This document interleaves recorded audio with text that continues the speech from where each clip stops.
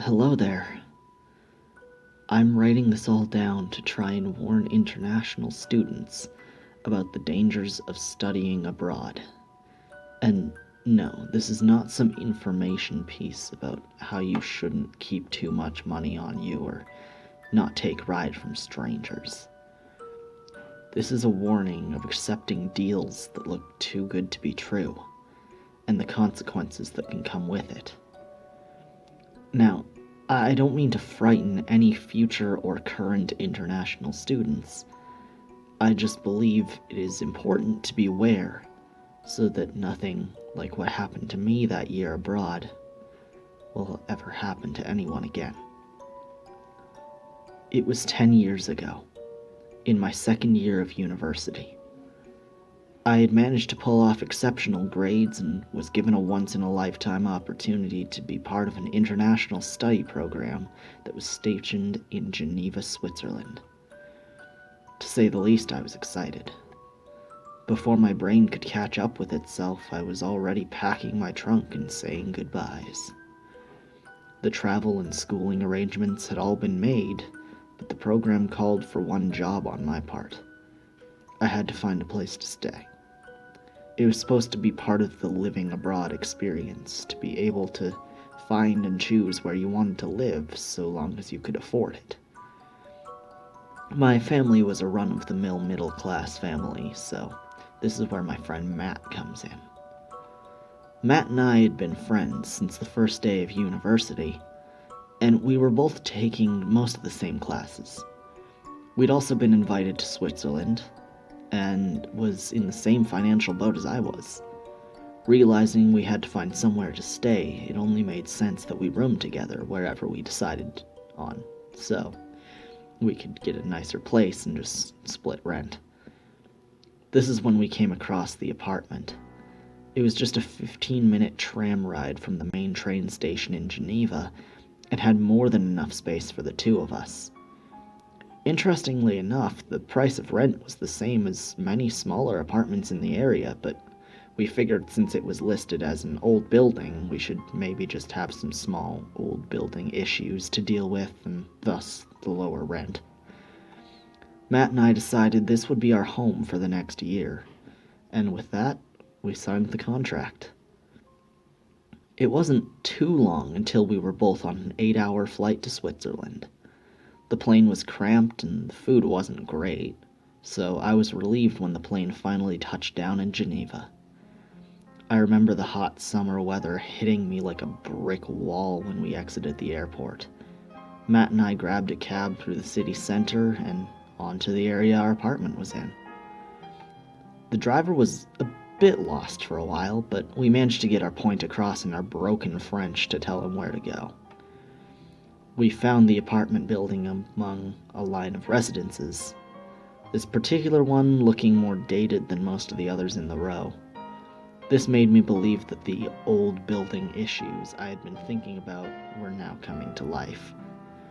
The landlord had sent us 2 keys, one for each of us, in the mail prior to leaving. They were these old-fashioned keys, like the ones that prison guards used to keep on a ring attached to their hip. Matt was the first into the building, and deduced that there was only 3 apartments per floor, meaning that our apartment, number 6, was 1 flight of winding stairs above us. The key fit into the solid oak door of the apartment with a satisfying click, and with a strained push, the heavy door opened. The apartment was nice.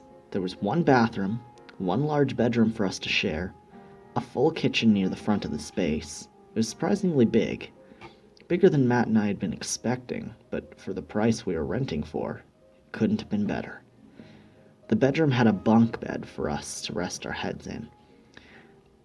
It brought me back to the time when I was young and I had to share a bunk bed with my older brother. Matt won the coin toss and claimed the bottom bunk for himself, since it was easier to get into after a night at the bars. Leaving me no other option, I quickly set up my sheets on the top bunk. About a week later, Matt and I had to start classes at our new school for a year. It wasn't long until we found our routine and began our lives as temporary Swiss citizens. It wasn't long until everything went to hell. One afternoon, after our classes ended, Matt decided he was going to stay and study in the library with a local girl he'd met. Not being one to break the bro code, I knew it was my time to leave so they could hang out. I decided to head back to the apartment to get some work done. Midterms were coming up soon, and I needed to get cracking on the homework that had built up. When I entered the apartment, the late afternoon sun had just begun to bathe every room in a warm golden light. I sat down at my work desk in the bedroom, and before I knew it, it was time for me to make some dinner. The sun had gone down at this point, and the darkness certainly didn't take its time consuming all the light in the apartment. I turned on some of the lights and decided to make a box of Kraft dinner for myself. This was a big deal since you can't get it anywhere in Europe. As I stood at the stove stirring, a strange feeling washed over my body, like I had just been drenched in ice-cold water. It was the feeling of being watched. It felt different, though. This wasn't the same feeling as when your friend stares daggers at you in class just to mess with you. This felt angry. Evil, even. It felt like something did not want me in this apartment. I spun around at the stove, and sure enough, there was nothing in the kitchen with me. Being the paranoid man that I am, I checked each room of the apartment, the awful feeling following me wherever I went. Of course, the search yielded no explanation. I was alone in the apartment as far as I could tell. Feeling stressed and a bit silly, I went outside into the corridor of the building for a smoke. I didn't smoke often, but Matt and I would have one to celebrate every once in a while.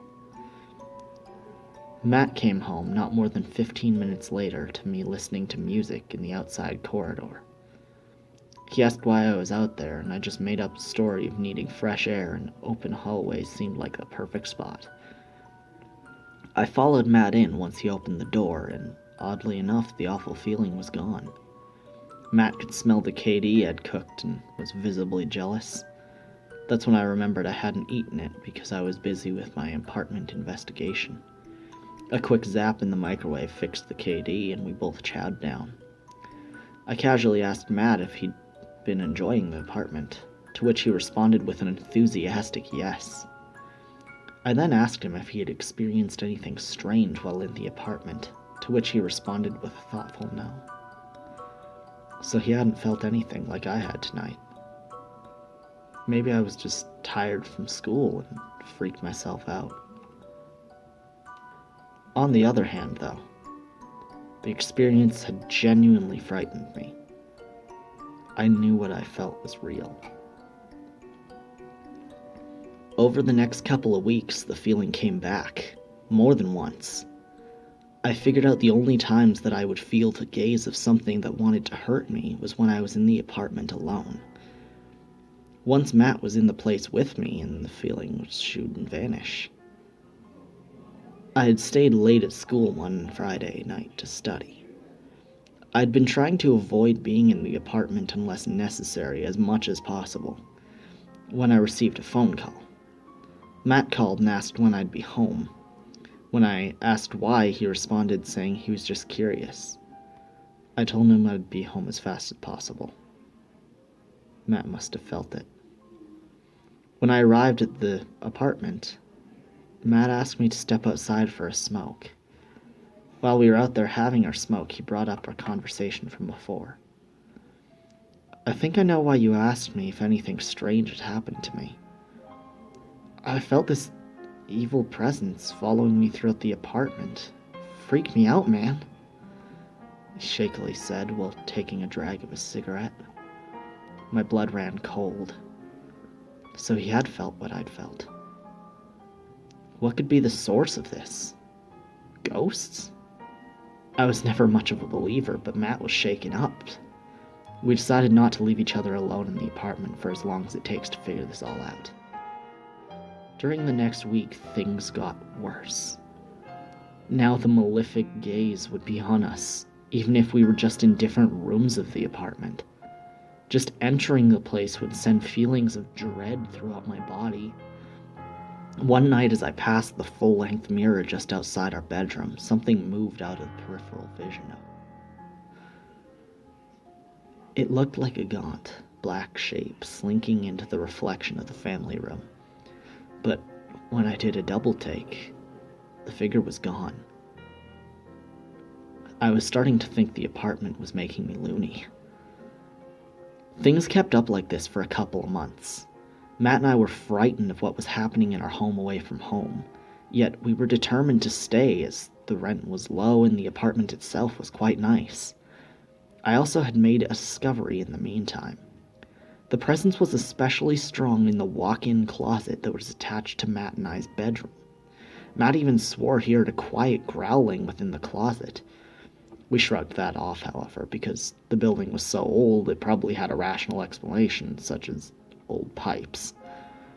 We were so naive. Stupid, really. We should have left after that discovery. Yet, we stayed, torturing ourselves, and ended up putting ourselves through the worst kind of hellish experience one could ever imagine. One night, around 2 a.m., I awoke in my bunk, feeling very groggy. The air in the bedroom felt heavy and ominous, like some impending doom was on the horizon. Suddenly, I felt uneasy, and became aware that the presence was there, even with Matt in the room, who was just underneath me on the bottom bunk. I worked up the courage to lift and turn my head towards the room, looking for the source of this presence, who I felt would love nothing more than to kill Matt and I. My eyes felt drawn towards the walk-in closet in the opposite side of the room. My instincts were telling me I was just starting to home in our one wanting guest. I took a long, hard stare at the closet door, which was slightly ajar. What I didn't expect was for the closet to be staring back at me. Between the door and the wall was a single eye, devoid of any iris or pupil, making eye contact with me. It was like a white void piercing the dark abyss. A lump rose in my throat as I tried to scream, but just as I found my voice, the door closed. The door closed. As in some outward force had shut it. Matt awoke with a startle when he heard me scream. The closet was the home of the evil, and whatever I had seen was the evil presence that Matt and I had been afraid of all these months. During a Sunday afternoon, we entered the closet armed with crowbars and paint scrapers. We were going to tear this room apart until we found some answers. The walls revealed nothing but old wooden walls that were a bit rotten in places. The floor was the final straw for that cursed apartment. We tore up the floorboards and exposed a small hole in the floor, one big enough that we could fit down it one at a time, assuming we actually wanted to go down there. By this point, the sun had set and the apartment was starting to get dark. I couldn't help but feel sick when I looked at that hole. My body and mind were screaming at me to leave now, but I needed to see this to the end. Matt and I psyched up ourselves and entered the hole. The drop was probably 7 feet, but a rickety wooden ladder we found in the laundry room fixed that problem. Matt went first, and I followed after as soon as his feet touched the dirt below. The smell was the first thing to hit me. Hit me like a truck of bricks as soon as I took the first ladder rung down.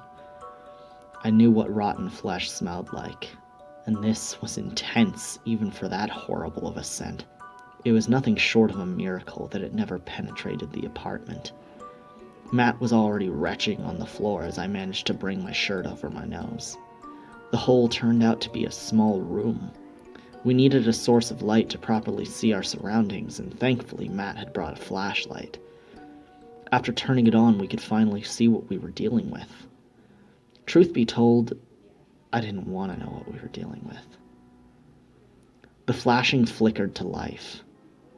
My eyes were instantly assaulted by images of rotting animal corpses, strewn about the room as if a predator had made its home here. Ancient runes adorned the walls. I couldn't tell what they meant or what they were supposed to do.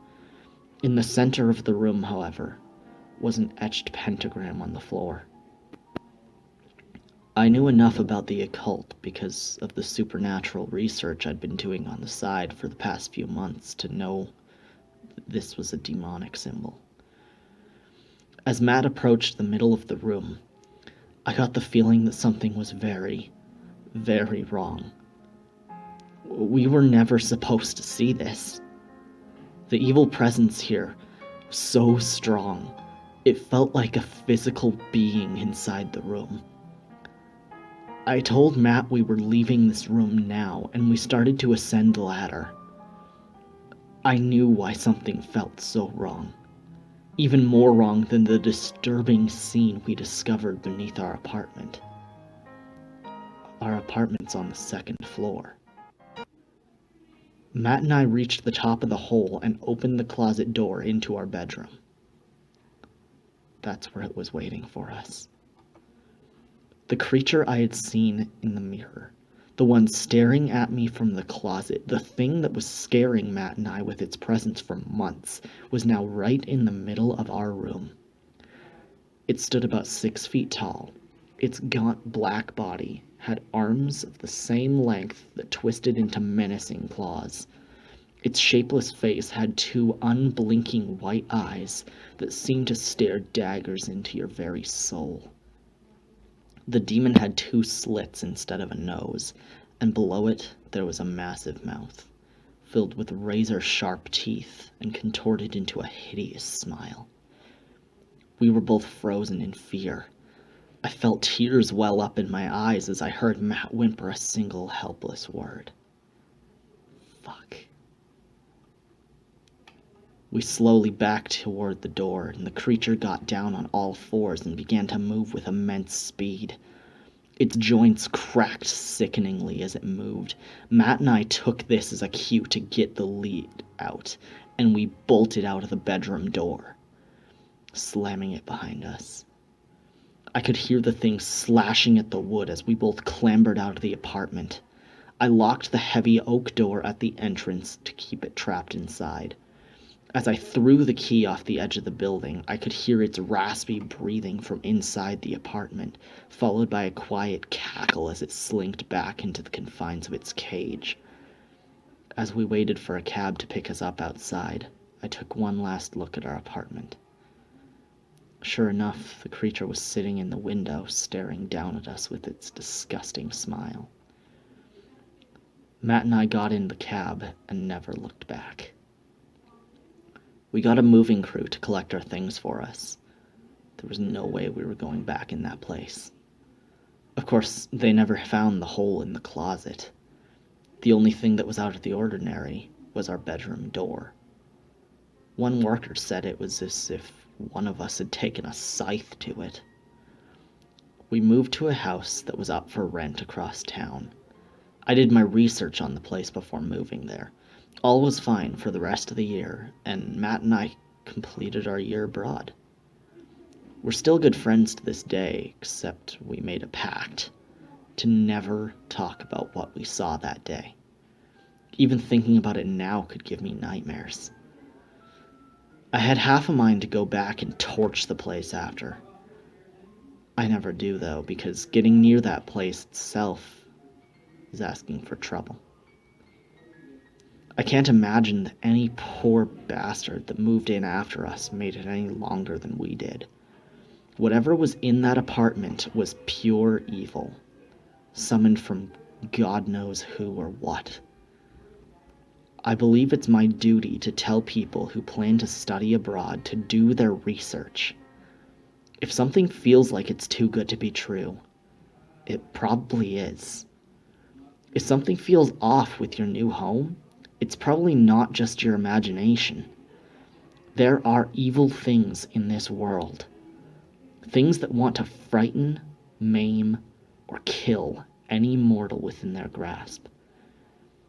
And sometimes, all it takes is a really good deal to put you in grave danger.